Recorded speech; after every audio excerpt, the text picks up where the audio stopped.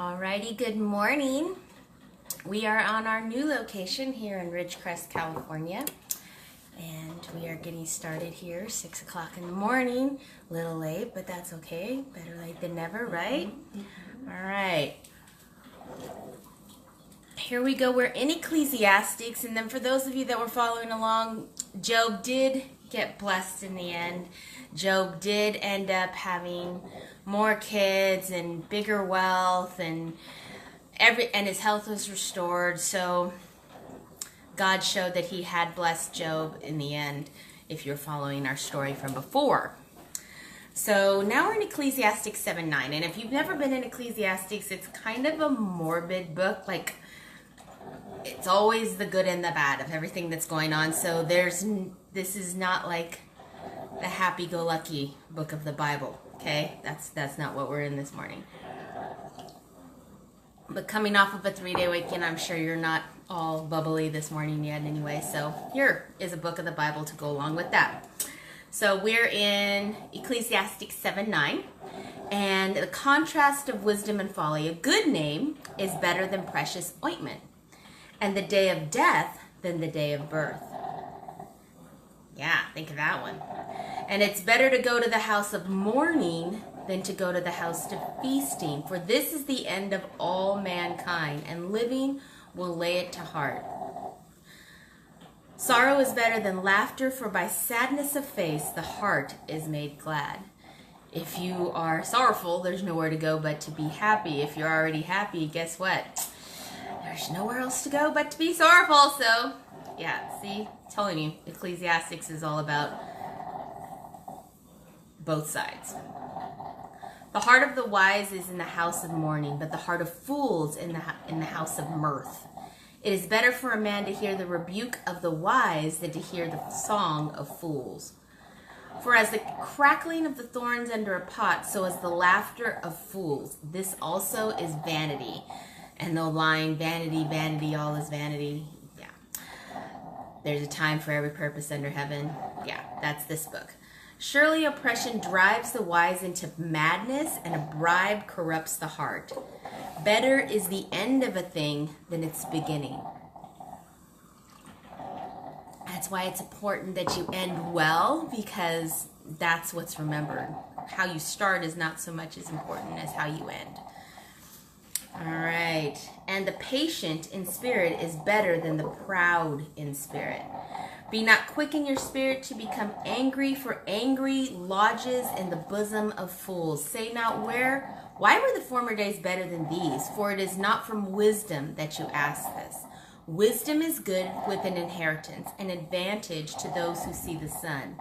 For the protection of wisdom is like the protection of money, and the advantage of knowledge is that of wisdom, preserves the life of him who has it. Wisdom preserves the life of him who has it.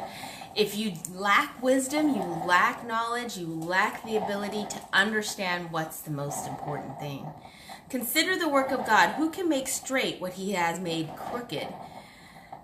And I bet you never thought of that. You probably thought, oh, everything about God is perfect and straight and just as the way it's supposed to be. Well, no, sometimes God creates things that are crooked. Not crooked like deceitful and like, illegal. That's not what we're talking about.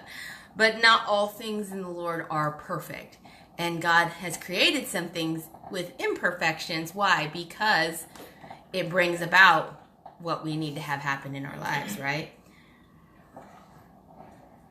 In the day of prosperity be joyful, and in the day of adversity consider. God has made the one as well as the other, the day of adversity and the day of joyfulness, so that man may not find out anything that will be after him. We don't understand what's to come after us. We don't understand what's going on past where we're at right now. So God does that in order to keep us where we need to be and understand what we have right now. In my vain life, I've seen everything. Now, this is Solomon that's wrote these. Solomon is David's son, and Solomon had more wisdom than anyone. So, because he asked for wisdom, God granted him wisdom, but he also granted him extreme wealth and extreme power as well. he understands how things work. In my vain life, I have seen everything. There is a righteous man who perishes in his righteousness, and there is a wicked man who prolongs his life in his evil doing. But not overly righteous. Be not overly righteous, and do not make yourself too wise. Why should you destroy yourself? Be not overly wicked, neither be a fool. Why should you die before your time? It is good that you should take hold of this, and from that withhold not your hand. For the one who fears God shall come out from both of them. If you fear God, you're going to come out from the overly righteous way and the way that you're seeking wisdom. If you are seeking God, if you are fearing God isn't you afraid of God. Fearing God is you respecting that he is God and you are not, right? Verse 19, wisdom gives strength to the wise man more than 10 rulers who are in a city. Surely there is a righteous man on earth who does good and never sins. Is there? No, only Jesus Christ is the righteous man that did good and never sinned. Do not take heart all the things that people say, lest you hear your servant cursing you. Your heart knows that many times you yourself have cursed others. Because we love to point out the faults of others, but then forget our own, right? All this I have tested by wisdom. I said, I will be wise, but it was far from me. That which has been is far off, and deep, very deep, who can find it out? I turned my heart to know and to search out and to seek wisdom and the scheme of things, and to know the wickedness of folly and the foolishness that is madness. And I find something more bitter than death, the woman whose heart is snares and nets, and whose hands are fetters. And that is the woman that leads you astray. And he found that out more than probably any other man, because he had over 1,000 wives and concubines. That was his downfall. That's what caused him to fail and fall. Even though he had all the wisdom more than any other man, he had all the wealth and all the power. Good morning, Jackie. Glad that you're here.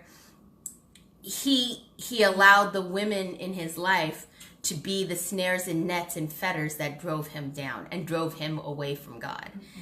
He who pleases God escapes her, but the sinner is taken by her. Behold, this is what I found, says the preacher, while adding one thing to another to find the scheme of things which my soul has sought repeatedly. But I have not found. One man among 1,000 I found, but a woman among all these I have not found. See, this alone I found, that God made a man upright, but they have sought out many schemes. We're in Ecclesiastes, Jackie, chapter 8.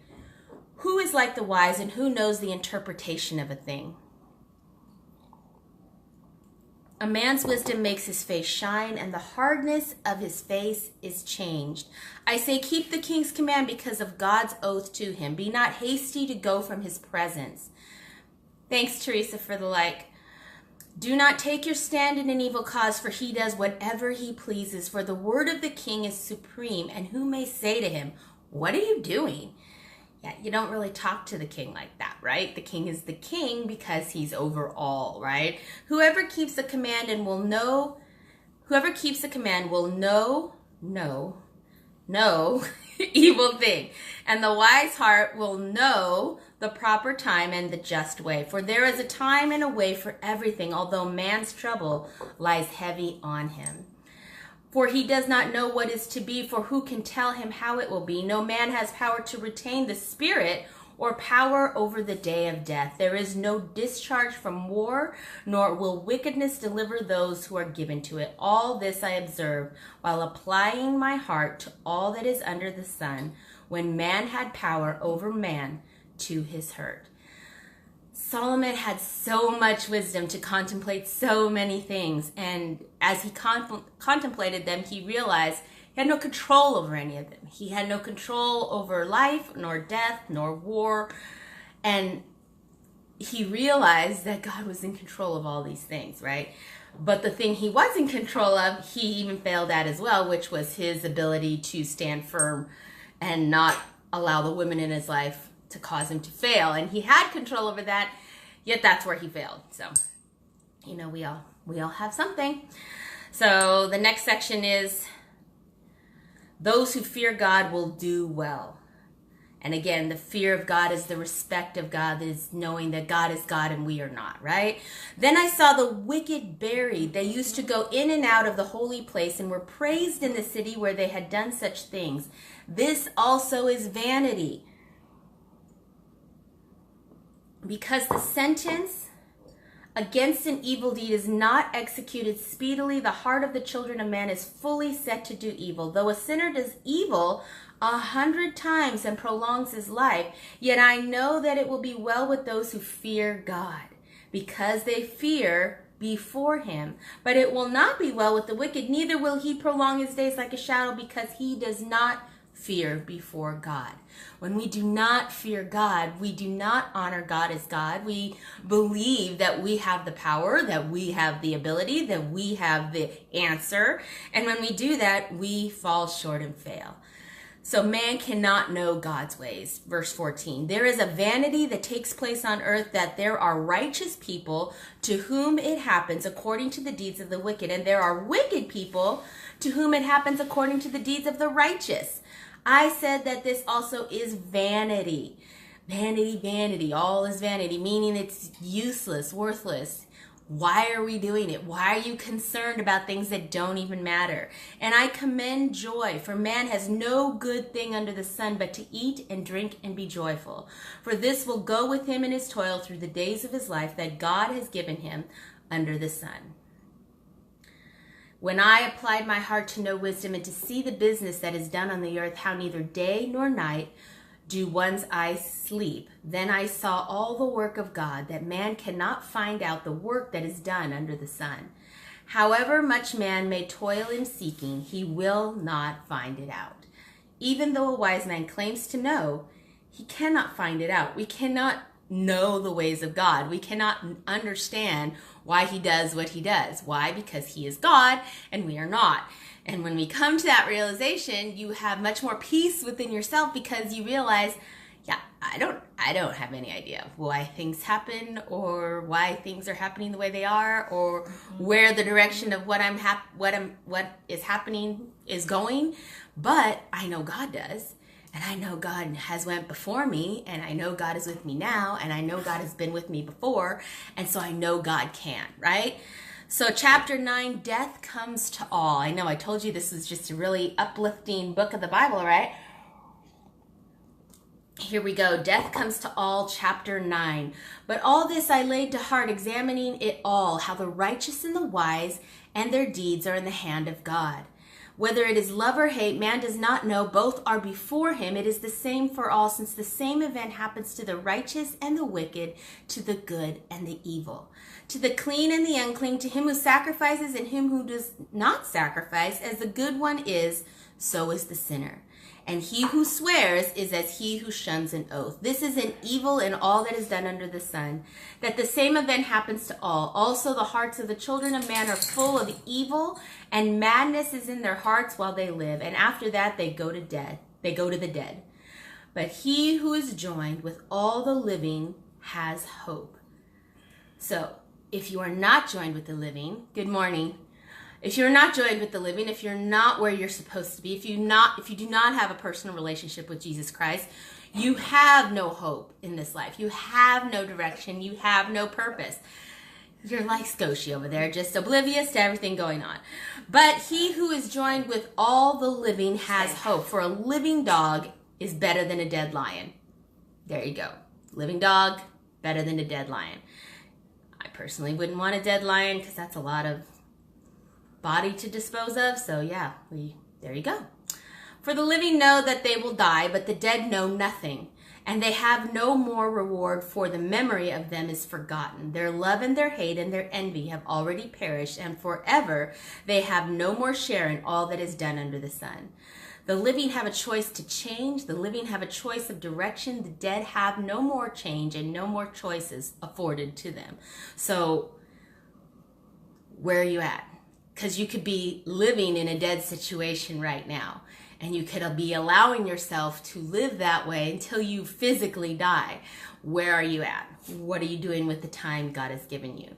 Enjoy life with the one you love. Here's a good one. Go eat your bread with joy and drink your wine with a merry heart, for God has already approved what you do. Has God approved what you do?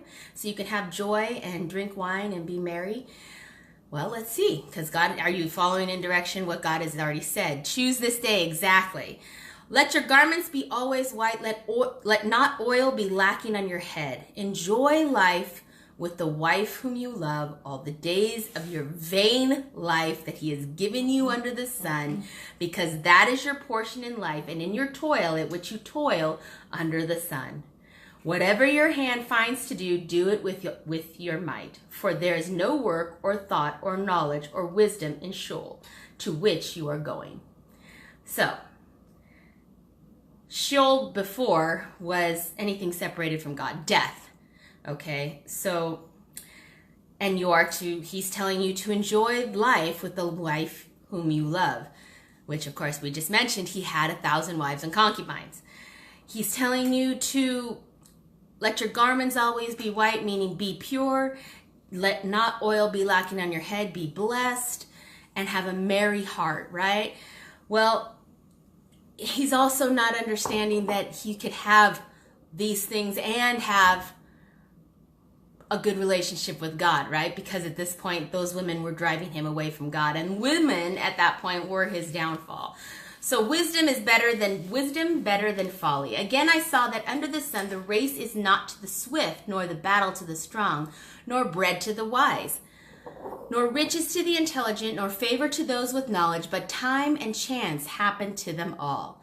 Time and chance happen to them all.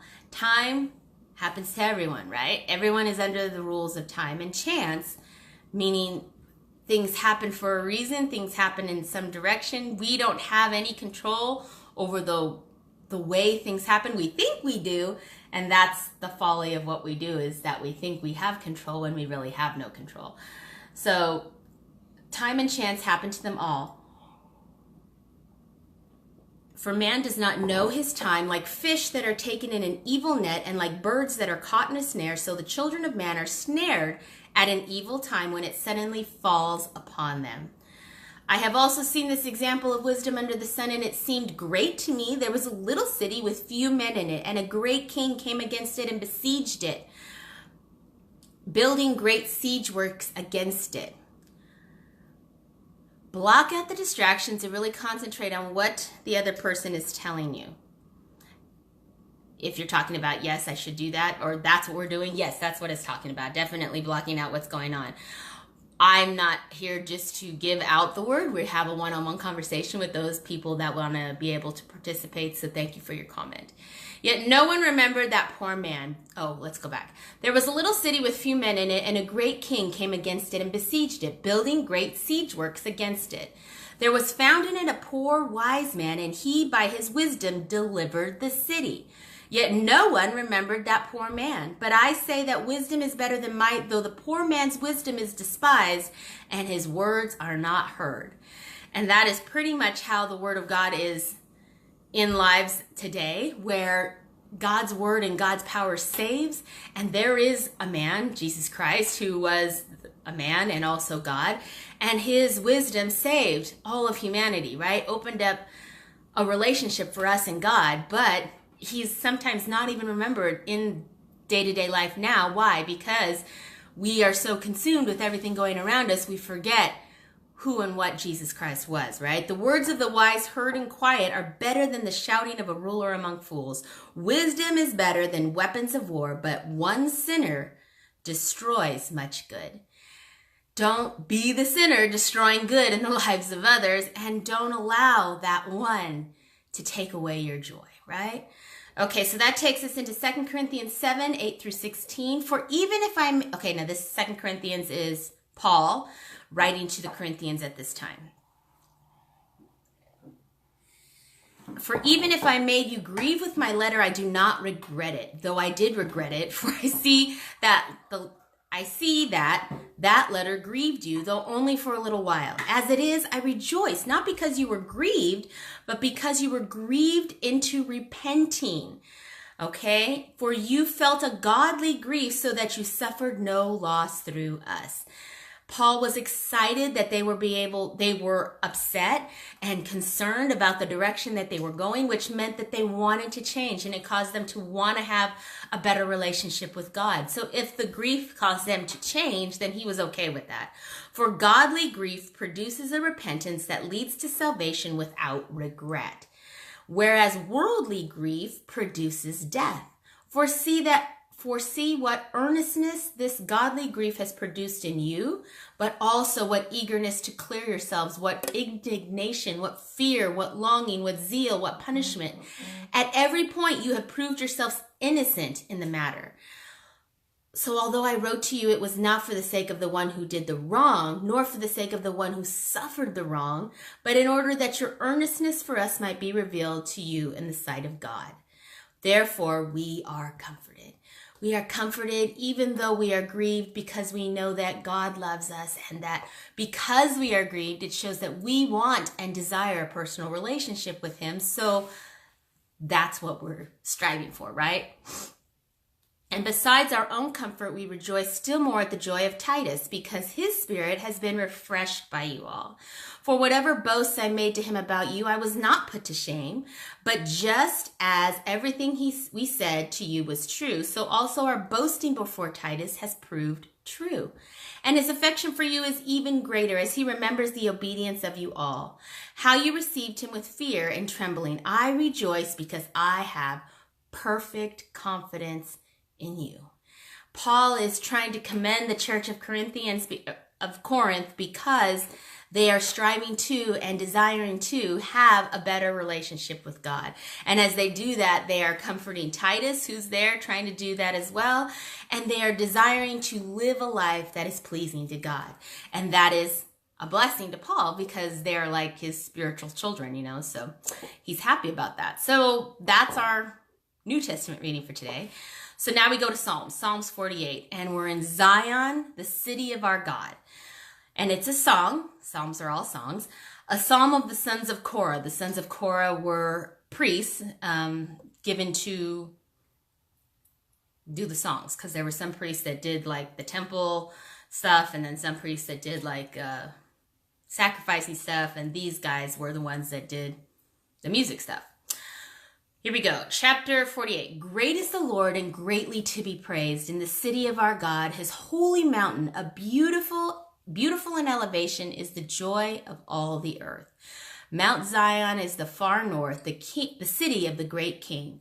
Within her citadels, God has made himself known as a fortress. God is a fortress in your life today. God is the protection that you need in any and every situation.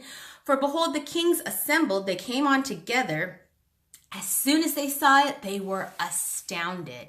They were in panic. They took to flight. Trembling took hold of them, their anguish as a woman in labor. By the east wind you shattered the ships of Tarshish. As we have heard, so we have seen in the city of the Lord of hosts, in the city of our God, which God will establish forever. Selah.